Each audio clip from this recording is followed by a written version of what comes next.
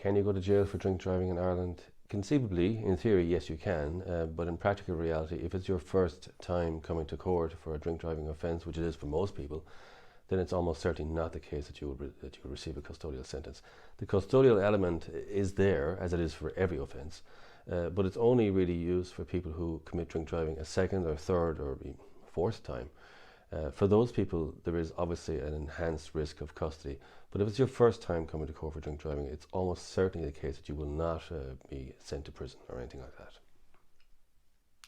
How to appeal a drink driving ban in Ireland? Well, if you've been found guilty by the district court of drink driving, you can then at that point in court file a notice of appeal. You can appeal the disqualification decision by the district court there and then in court. And when the proper appeal papers are filled out and properly lodged, you'll get a copy back from the court clerk, and that will indicate that your appeal is lodged. You're entitled to drive during that period until the appeal comes up, but the appeal is held now in the circuit court, which is a higher court, and they will rehear the case all over again from start to finish.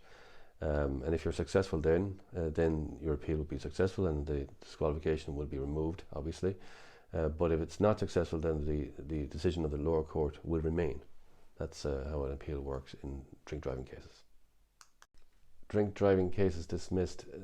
Yeah, that's an interesting one. One of the, I suppose, the main way that we imagine in our own heads a case being dismissed is where the evidence is heard from the prosecution, the evidence is heard from the defence, and the judge finds that the evidence of the prosecution wasn't compelling enough and strikes the case out.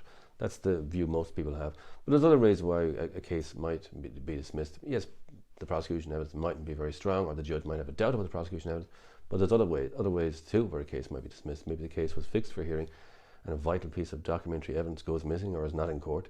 A vital piece of evidence wasn't given to the court, said in testimony, or a vital witness may not have turned up to court. And any one of those things can trigger an automatic strikeout of the case if one of those things is seen by the court to be a very vital aspect of the prosecution case. So there's many different ways why a case might be dismissed.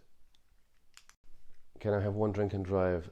There is no easy answer to that question because we're all different, one person to the next, and our ability to metabolize alcohol is different from one person to the next. And in fact, it's different between one day and the next involving the same person.